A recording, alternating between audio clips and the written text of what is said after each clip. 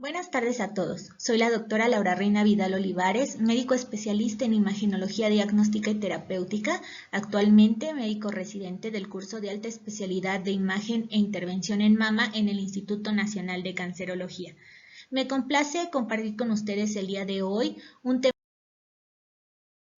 Las mastitis, por definición, son procesos inflamatorios benignos que van a afectar tanto al parénquima fibroglandular como al tejido conjuntivo interlobulillar.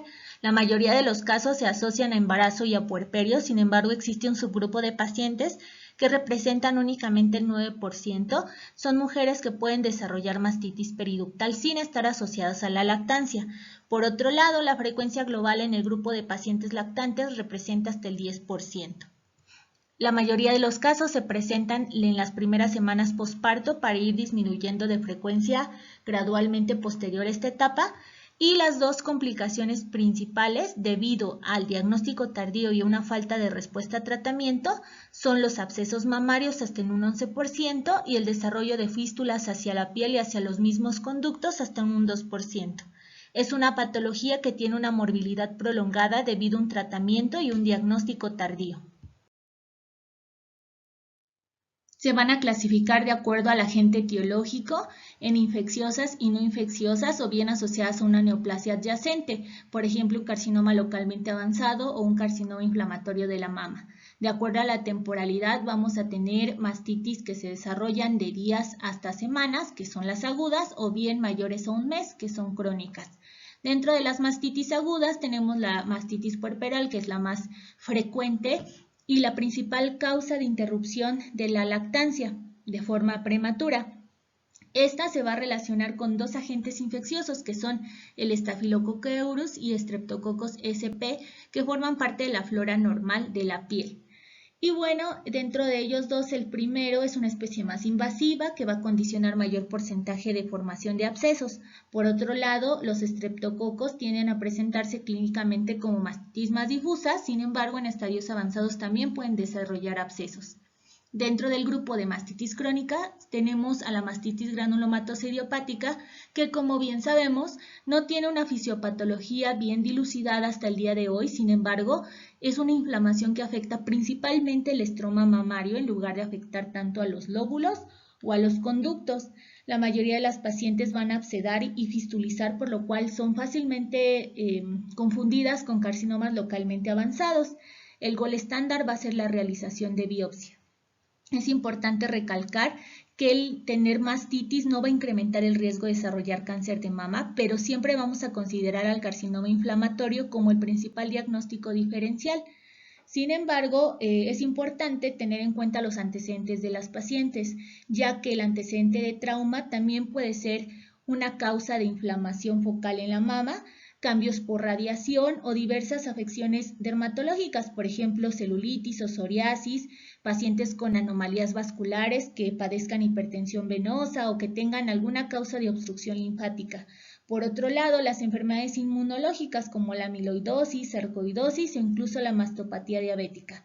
Es importante, como sabemos, no solamente en esta patología, sino en el resto de las enfermedades de la mama, tener en consideración todos los antecedentes de la paciente.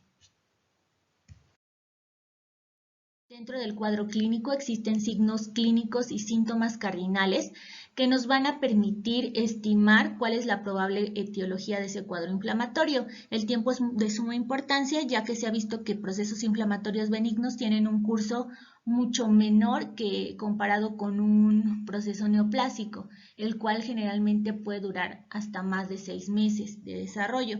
Las mastitis agudas, por otro lado, la mayoría de las veces se asocian a mastalgia en un 90%, con edema y calor en 78% y eritema en el 71%. Estas pacientes también pueden presentar malestar general y solamente el 52% pueden presentarse como masas palpables, sobre todo en el contexto de que esté asociado ya a un absceso como parte de la complicación de la mastitis. Por otro lado, las mastitis crónicas van a debutar con nódulos palpables hasta un 83%, los cuales se presentan únicamente en una sola mama y pueden afectar cualquier cuadrante. Son sensibles a la palpación, aunque mucha bibliografía no habla acerca del compromiso que tiene con el complejo areola-pezón, se ha visto que en el 14% pueden presentar retracción del mismo, secreción o ulceración. Y las adenopatías axilares se presentan más frecuentemente en las mastitis crónicas, hasta en un 28%, las cuales por imagen van a tener datos francos de un proceso inflamatorio más que cambios por una neoplasia asociada. Generalmente estos cuadros van a ser recurrentes y prolongados y no van a tener respuesta al tratamiento antibiótico. Sin embargo, es importante enfatizar que el hecho de estar en el contexto de una paciente puérpera con inflamación o una masa palpable no va a excluir el hecho de que pueda estar asociado un cáncer durante el embarazo. Nunca hay que subestimarlo. Las mastitis, al ser un diagnóstico clínico, inmediatamente se va a dar un tratamiento empírico basado en antibióticos de amplio espectro para los patógenos más frecuentes. Sin embargo, ¿cuándo es que vamos a tener un abordaje radiológico? En 3 situaciones específicas. Cuando no exista respuesta clínica después de este tratamiento, cuando haya un curso clínico atípico, por ejemplo en las mastitis crónicas, o cuando se detecte una masa palpable durante la exploración física, en el contexto de que esta mastitis se haya complicado con la formación de un absceso. Las 3 modalidades de estudio por imagen van a ser el ultrasonido, la mastografía y la resonancia magnética con sus especificaciones. La mastografía tiene un valor limitado, sobre todo por el cuadro clínico, y en la etapa inicial en la cual se experimenta mayor dolor, lo cual limita el posicionamiento y la compresión en las pacientes. La mayoría de los hallazgos mastográficos son inespecíficos y no nos permitirán determinar si es una etiología benigna o maligna. El hecho de que las mujeres que presentan mastitis se encuentren en edades tempranas limita el uso de la mastografía. Siempre se tiene que hacer de forma bilateral para poder identificar todos esos hallazgos sutiles que nos ayudan al diagnóstico, y algo que es único de la mastografía es poder evidenciar la presencia de calcificaciones, que en este caso sí nos van a orientar más a una causa maligna.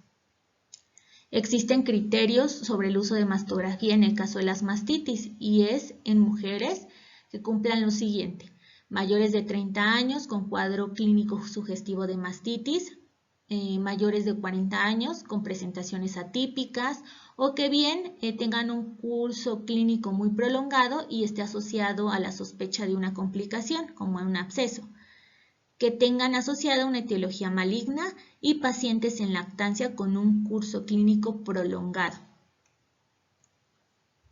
Por otro lado, el ultrasonido es la modalidad de imagen de primera elección. Al ser un estudio operador dependiente, permite tener a las pacientes mayor tolerancia durante la realización del mismo, nos permite evaluar la respuesta al tratamiento antibiótico, es guía para el tratamiento percutáneo de acuerdo a las características sobre todo de los abscesos y nos permite cuantificar volumen de los mismos.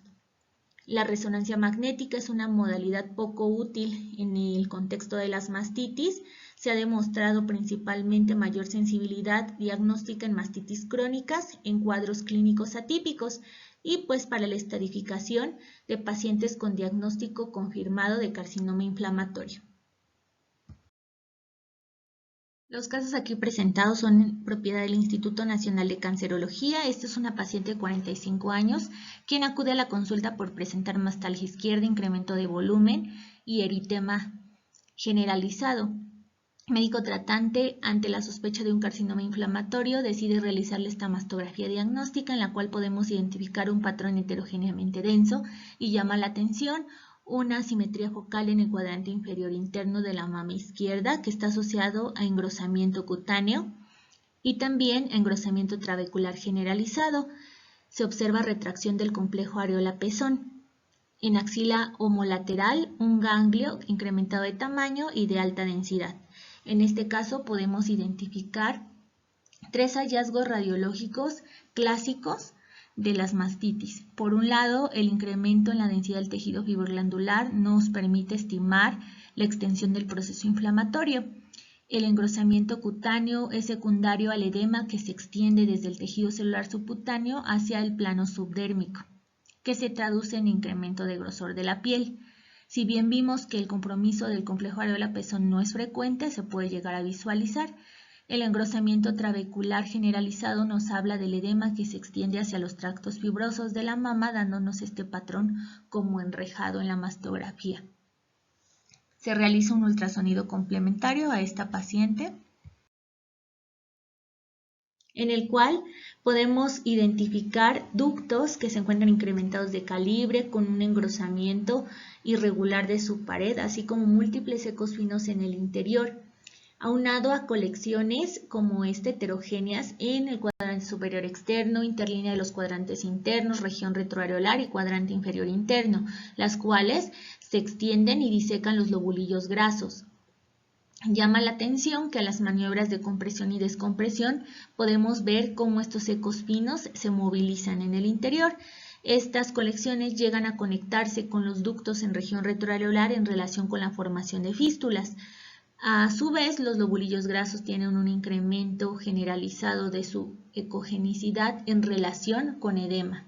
La modalidad Doppler Color ofrece una utilidad en las mastitis en relación a discernir entre cuál es un trayecto ductal y cuál se trata de un trayecto vascular dilatado por el mismo proceso inflamatorio.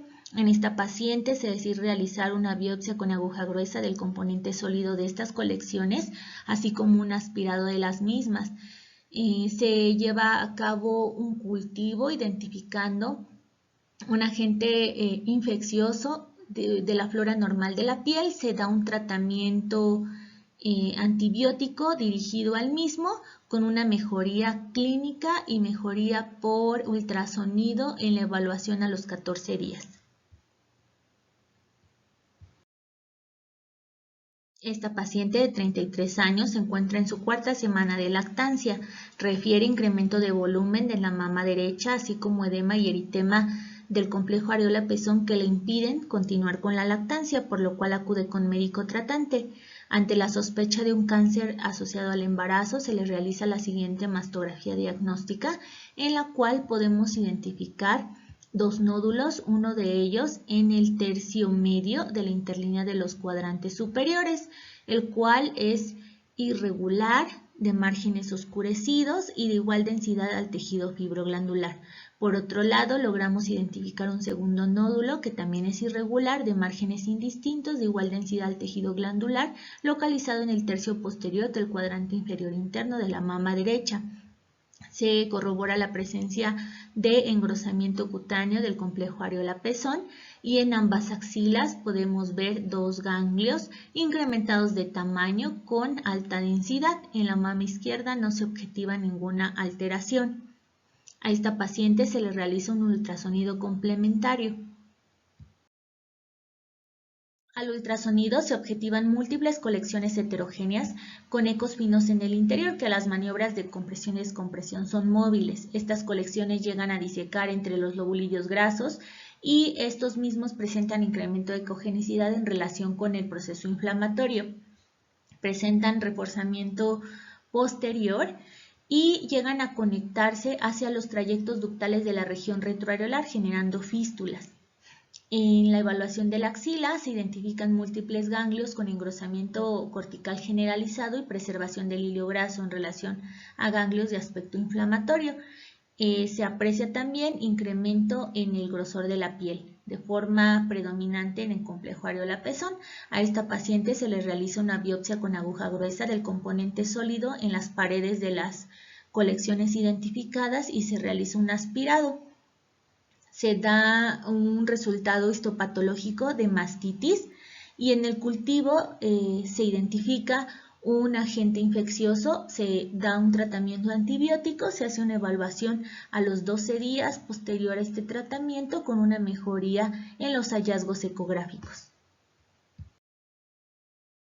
Este siguiente caso se trata de una paciente de 33 años, la cual no tiene asociado ningún antecedente de embarazo reciente o lactancia. Sin embargo, presenta incremento de volumen de la mama derecha, mastalgia y eritema de predominio en el cuadrante inferior interno, por lo cual el médico tratante le solicita una mastografía diagnóstica en la cual podemos identificar un patrón fibroglandular disperso distribuido predominantemente en los cuadrantes superiores externos de ambas mamas, Y también llama la atención la presencia de un nódulo irregular de márgenes indistintos y de alta densidad localizado en el tercio anterior de la interlínea de los cuadrantes superiores, así como de la región retroareolar. Una segunda imagen de similares características en el tercio medio del cuadrante inferior interno, en concomitancia con engrosamiento del complejo areola-pezón, así como un discreto engrosamiento trabecular del cuadrante superior externo y retracción del tejido glandular.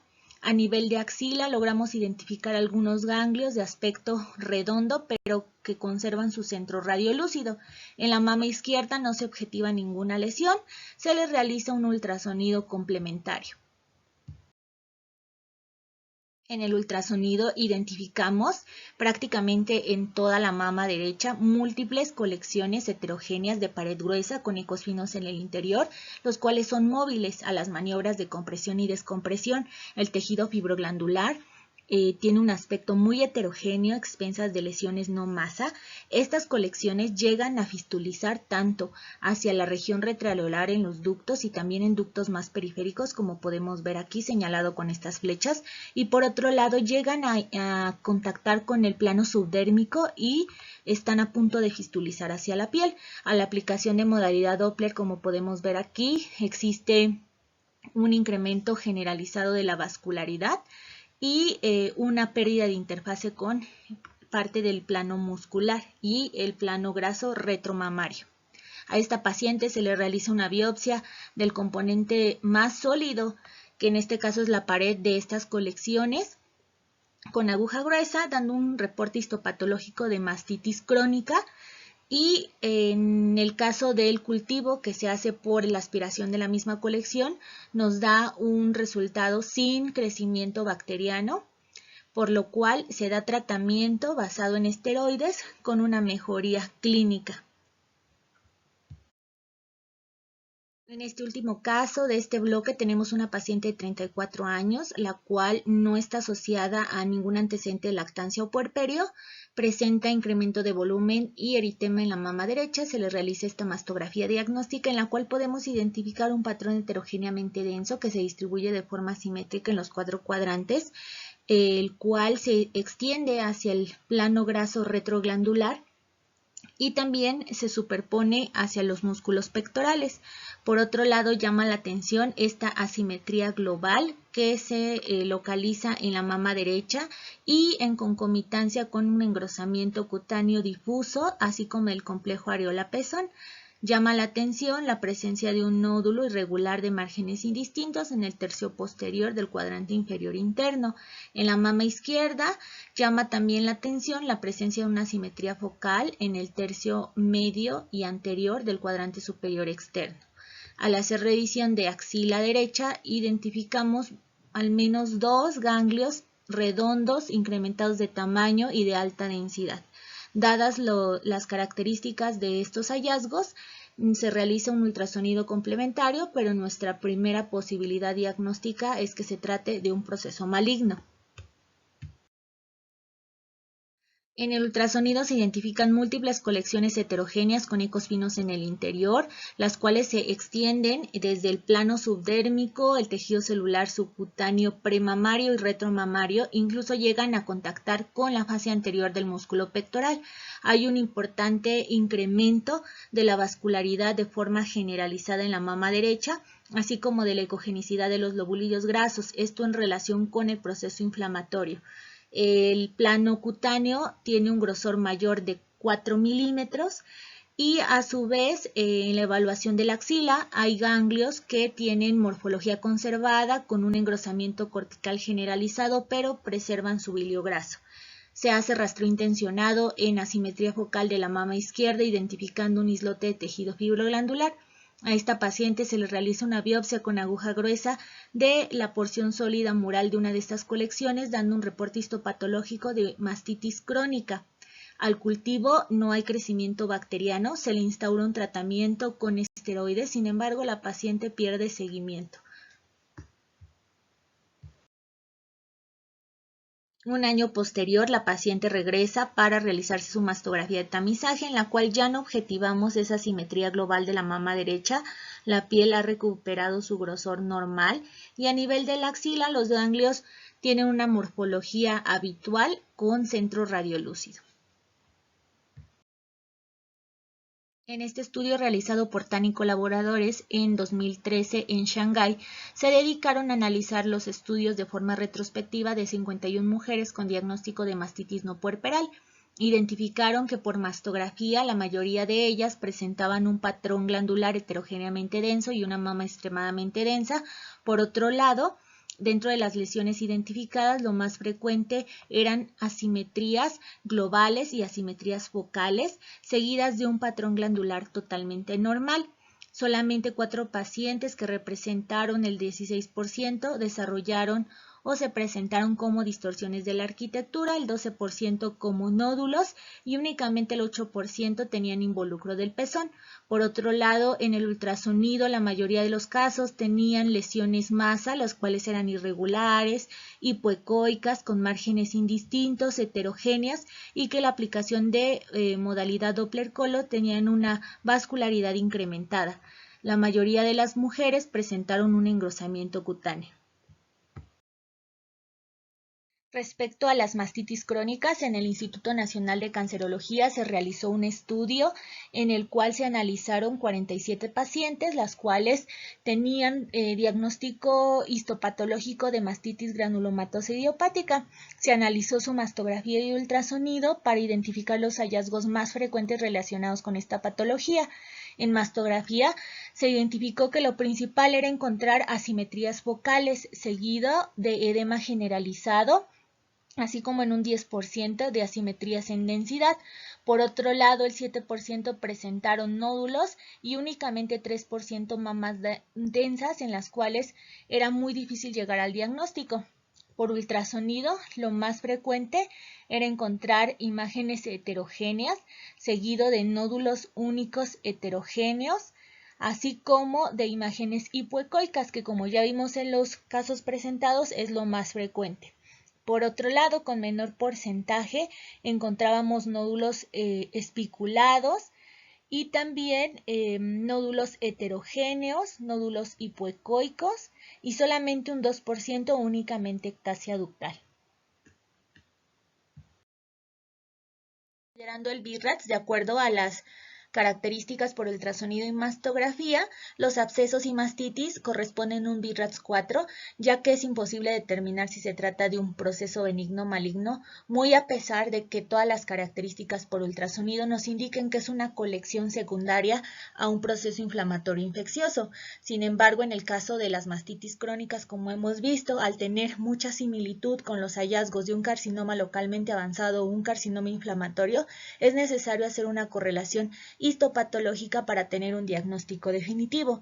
En el estudio realizado por Tan y colaboradores en el 2013, reportan lo siguiente: mastográficamente la mayoría de las pacientes fueron asignadas con una categoría BIRATS 0, que requirieron un ultrasonido complementario o bien proyecciones adicionales, seguida de un BIRATS 1, 2 o 3, y 6 pacientes también presentaron un BIRATS 4A. Un BIRATS 4B lo presentaron 4 pacientes y no se asignó ningún BIRATS 4C o BIRATS 5. En el caso de los hallazgos por ultrasonido, la mayoría de los pacientes sí correspondieron a un BIRATS 4A, seguidos de un BIRATS 1, 2 o 3, y solamente 5 pacientes fueron BIRATS 4B. 3 pacientes se les asignó BIRATS 5 de acuerdo a todas las características por ultrasonido de las colecciones analizadas. Respecto a la resonancia magnética, que es otra modalidad de estudio que ellos incluyeron, la mayoría de los casos también fueron asignados como BIRATS 4A. Se hizo un análisis acerca de la discrepancia en el diagnóstico por imagen y en el diagnóstico histopatológico, teniendo un mayor rango de error respecto a la modalidad de estudio de resonancia magnética, porque muchos de los hallazgos tenían muy baja especificidad. Cuando el cuadro de una mastitis llega a complicarse, lo más frecuente es encontrar abscesos mamarios, que por definición son acumulaciones de líquido o pus dentro de la mama. Al ser más frecuente en mujeres jóvenes, pues los abscesos mamarios pueden ya desarrollarse en este grupo etario. Están más relacionados con Staphylococcus aureus, como ya habíamos visto en las primeras diapositivas, sobre todo por la contaminación cutánea. El papel del radiólogo en la actualidad ha cobrado mucha importancia en el absceso mamario, ya que tenemos tratamientos aún más conservadores y mediante las modalidades de estudio, pues podemos identificar, caracterizar, incluso ser guía de drenaje percutáneo y evaluar la respuesta a tratamiento, dando un mejor resultado a la paciente. Dentro de los abscesos mamarios podemos tener de tipo puerperal en la primera etapa inmediata posparto o bien que no estén asociados ni a lactancia ni a puerperio. Hablando específicamente de los abscesos no puerperales, estos se van a subdividir en dos tipos, en el absceso central y los abscesos periféricos. Esto en cuanto a la localización dentro de la mama. Los abscesos centrales se van a asociar a 3 factores de riesgo principales, que son el tabaquismo, diabetes y obesidad. Estas 3 condiciones van a generar una alteración en el epitelio de los ductos, favoreciendo que se desarrolle un proceso inflamatorio extenso tanto al parénquima glandular como también al estroma. Los abscesos centrales se presentan principalmente en mujeres jóvenes y, como les decía, son la complicación de una mastitis periductal. En la mayoría de los casos pueden llegar a generar fístulas cutáneas o a nivel retroareolar o periareolar y hasta el 40% llegan a ser crónicas. No es frecuente encontrar un absceso de forma bilateral ni mastitis bilaterales. Sin embargo, la presencia de abscesos centrales puede presentarse en ambas mamas hasta en un 25%. Por otro lado, el absceso periférico está mayormente asociado a 3 factores de riesgo: diabetes mellitus, artritis reumatoide e intervenciones mamarias recientes, por ejemplo, que estén en un posoperatorio inmediato o que hayan recibido alguna sesión de radioterapia. La mayoría de las mujeres afectadas son de edad avanzada, van a responder bien al drenaje y a la administración de antibióticos. Sin embargo, es frecuente encontrarlos asociados a lesiones cutáneas benignas, como por ejemplo quistes sebáceos o hidradenitis supurativa. Las recurrencias son raras debido a una muy buena respuesta al tratamiento. Clínicamente se van a manifestar como masas palpables o áreas con mayor sensibilidad tanto a la palpación de la paciente como al médico tratante. Es frecuente que éste se asocien a eritema generalizado. Las 3 modalidades de estudio que vimos en la mastitis también van a ser aplicadas para los abscesos mamarios. El ultrasonido es el gold estándar para caracterizar todas las colecciones que se puedan presentar. La mayoría de las veces son únicas, hasta un 65%, y solamente el 21% pueden tener colecciones múltiples. Como les decía, es el estudio de primera línea y nos va a ayudar, por un lado, a cuantificar el volumen y valorar la extensión, y por otro lado, es una guía útil para el drenaje percutáneo. La mastografía, por otro lado, al igual que la mastitis, nos va a ayudar para excluir malignidad, por ejemplo, asociado a presencia de calcificaciones. Se va a realizar en mujeres mayores de 30 años y siempre posterior a la etapa aguda. Considerarlo en mujeres que se encuentran en periodo de lactancia con la finalidad de excluir un cáncer asociado al embarazo. La resonancia magnética realmente no nos va a dar tanta utilidad, solamente en aquellas pacientes con un curso clínico atípico.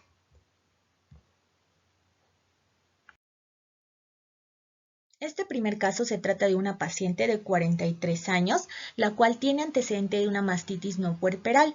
La paciente termina su tratamiento y 2 semanas posteriores a este se nota una lesión palpable en la mama izquierda, por lo cual acude con médico tratante, quien le realiza una mastografía diagnóstica.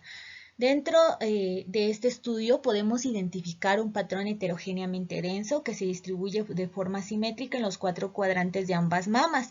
Sin embargo, llama la atención una asimetría focal que se encuentra en la profundidad media del cuadrante superior externo y que adyacente a esta una discreta distorsión de la arquitectura. Está asociada también a un engrosamiento cutáneo de predominio en el complejo areola-pezón y a nivel de la axila identificamos un ganglio de aspecto redondo y alta densidad. Para la mejor caracterización de esta asimetría focal se realiza un ultrasonido complementario.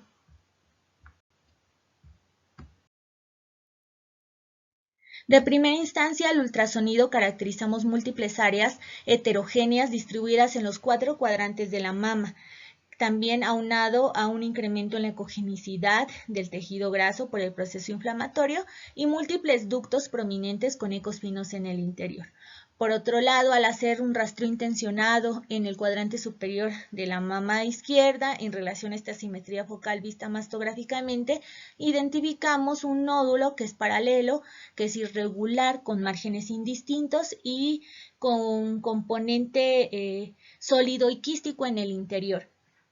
Algo característico es este halo ecogénico que presentan los abscesos, que si bien el BIRATS en su quinta edición lo ha eliminado y lo incluye en la definición de margen indistinto, a veces sí es conveniente describirlo, pero ya es dependiendo del médico radiólogo que esté redactando el informe. Por otro lado, algo también característico es este reforzamiento posterior que presentan los abscesos por el componente líquido que tienen.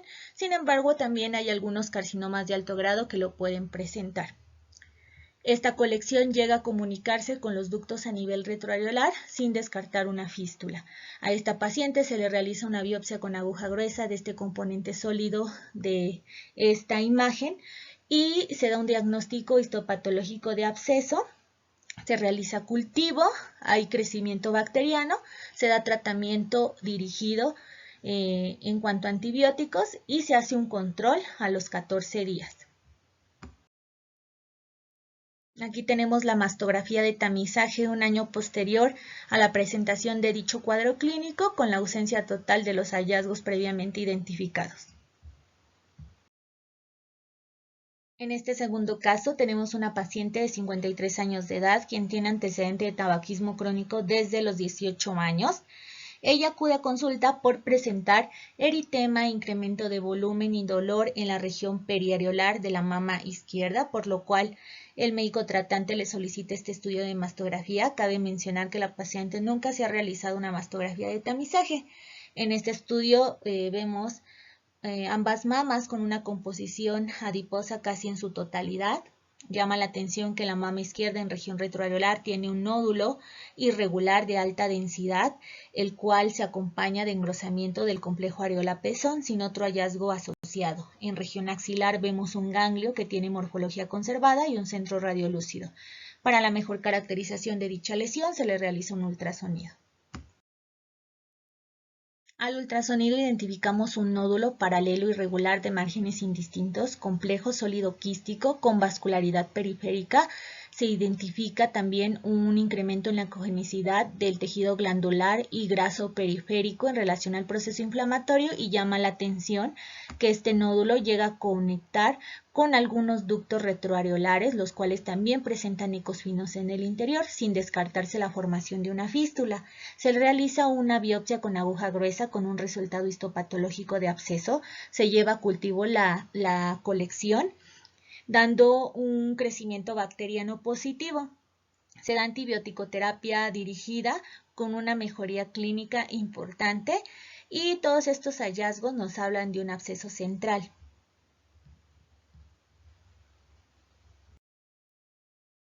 A esta paciente se le realiza una mastografía de control a los 6 meses y después al año. En la primera mastografía aún se identifica este nódulo irregular de alta densidad, sin embargo con un tamaño considerablemente menor. Por otro lado, en la mastografía anual ya no se identifica ninguna alteración con una mejoría clínica y radiológica completa. Este tercer caso se trata de una paciente de 45 años con antecedente de mastitis periductal hace 3 años con una respuesta clínica completa. Por otro lado, padece diabetes mellitus tipo 2 en descontrol. Ella nota un incremento de volumen, así como eritema en la mama izquierda, por lo cual acude con su médico tratante, quien le solicita una mastografía. En la mastografía identificamos mamas con un patrón adiposo casi en su totalidad. Llama la atención en la mama izquierda, en la interlínea de los cuadrantes externos, un nódulo el cual es irregular de márgenes indistintos y algunos espiculados, el cual se acompaña de una discreta distorsión de la arquitectura en el tercio medio del cuadrante superior externo. A su vez se asocia a un engrosamiento cutáneo del cuadrante inferior interno. En región axilar no se visualizan ganglios, muy probablemente por el posicionamiento de la paciente, sin embargo se realiza un ultrasonido complementario. En el ultrasonido identificamos un nódulo que es irregular, es paralelo, que tiene un componente sólido quístico en el interior y un reforzamiento posterior. Llama la atención el importante incremento de cogenicidad del tejido graso en relación con el proceso inflamatorio por edema. A la modalidad Doppler Color presenta vascularidad periférica. Se realiza una biopsia con aguja de corte del componente sólido, dando un reporte histopatológico de un absceso, y en el cultivo también es positivo a crecimiento bacteriano. Se da un tratamiento dirigido con una muy buena respuesta clínica.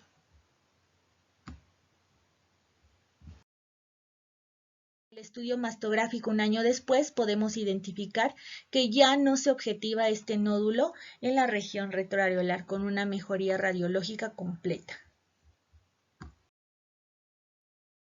En este último caso tenemos una paciente de 43 años, la cual tiene antecedente de tabaquismo crónico y acude con médico tratante por presentar aumento de volumen de la mama izquierda, así como dolor difuso.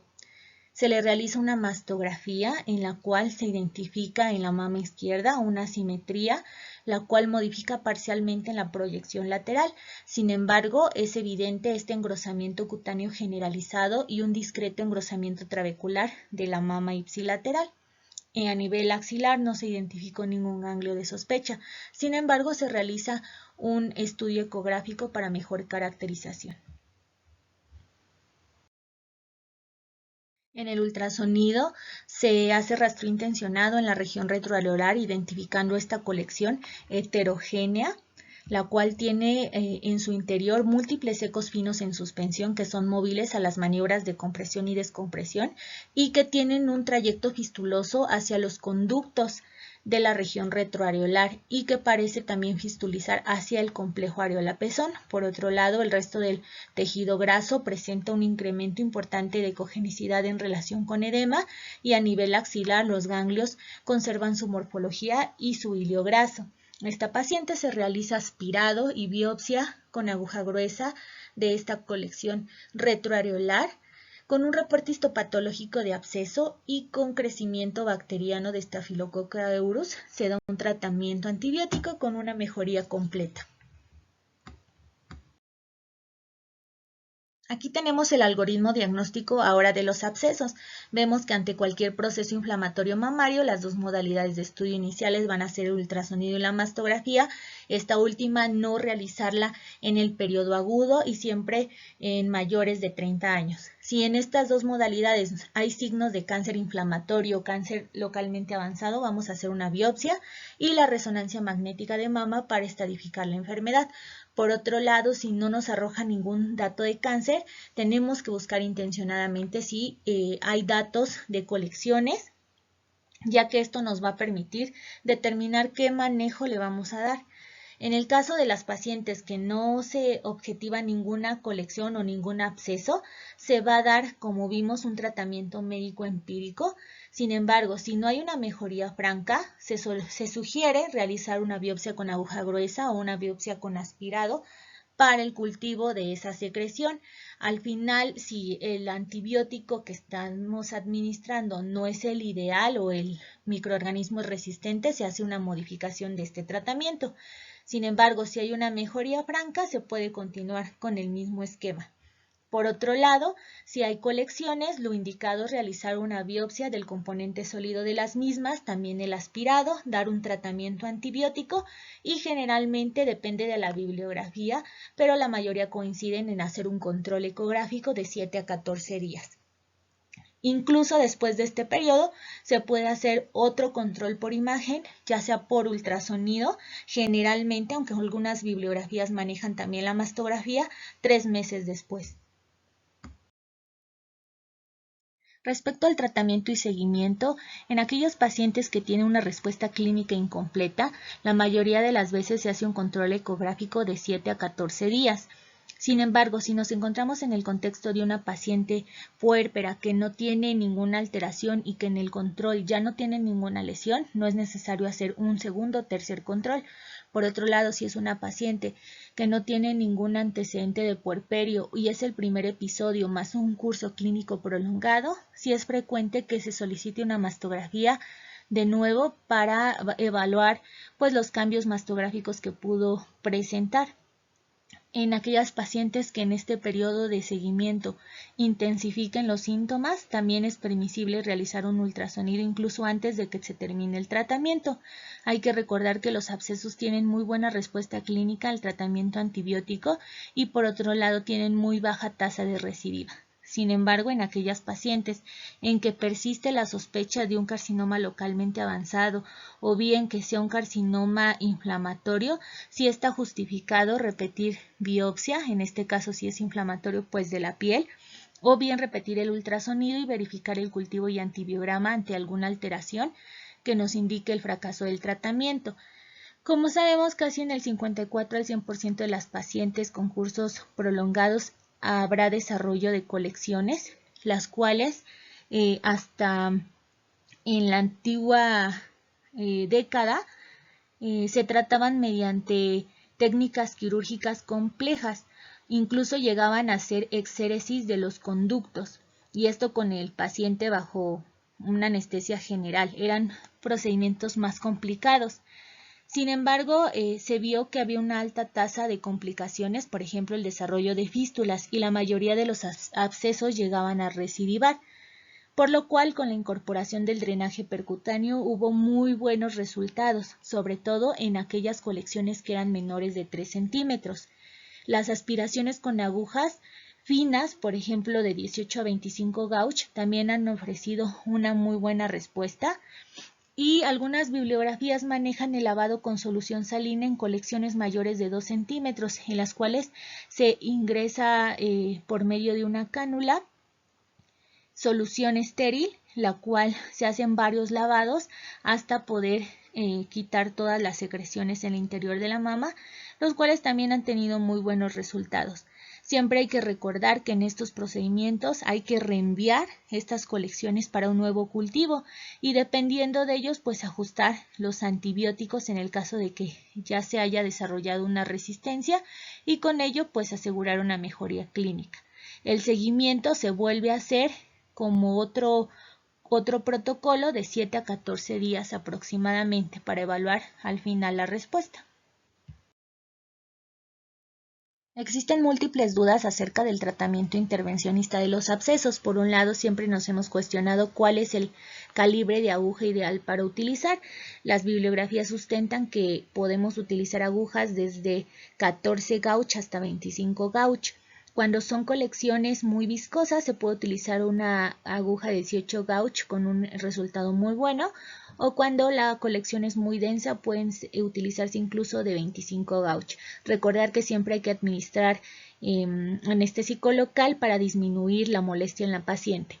Hasta hace algunas décadas la colocación de catéteres permanentes era muy buena, sin embargo en la actualidad se ha preferido evitar su uso debido a que incrementa la tasa de desarrollo de fístulas.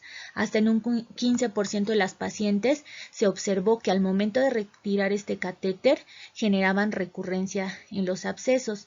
Estaba indicado sobre todo en aquellas colecciones con un volumen mayor de 3 centímetros.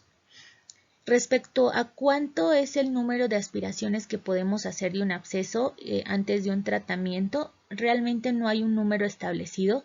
Sin embargo, se hace una comparación entre el número de aspiraciones y la colocación de un catéter permanente, en la cual se recomienda que sean el número de aspiraciones necesarias con tal de retirar todo el contenido del absceso antes que tomar como opción pues colocar un catéter por el riesgo de formación de fístulas. El realizar biopsias recurrentes también incrementa el riesgo de esta complicación. Algunos autores hablan acerca del lavado de la cavidad del absceso como una alternativa, en la cual con una aguja de 18 gauge con una jeringa de 10 cc se puede instilar solución salina estéril en el absceso, haciendo múltiples lavados hasta que lo obtenido sea totalmente claro. No se han demostrado grandes efectos o beneficios de esta técnica, sin embargo, sí también es considerada en la bibliografía. Por otro lado, la instilación de antibióticos no ha demostrado tampoco una gran diferencia entre los antibióticos orales. La mayoría de las veces responden muy bien al tratamiento oral con unas respuestas clínicas completas. Sin embargo, en un estudio se vio que se alcanzaba un 100% de seguridad de respuesta cuando se administraban antibióticos por ambas vías. El seguimiento, recordemos que siempre se va a realizar de alrededor de 7 a 14 días y hay un pequeño porcentaje de pacientes que pueden llegar a cirugía, sobre todo en aquellos abscesos que son de gran tamaño, mayores de 3 centímetros o que son multiloculados, que a pesar de las múltiples aspiraciones por vía percutánea y guiada por ultrasonido, no presentan una mejoría franca. Entonces estas pacientes son candidatas a un tratamiento quirúrgico. Agradezco la atención prestada y estoy abierta a cualquier comentario o duda. Dejo mi correo. Muy buenas tardes.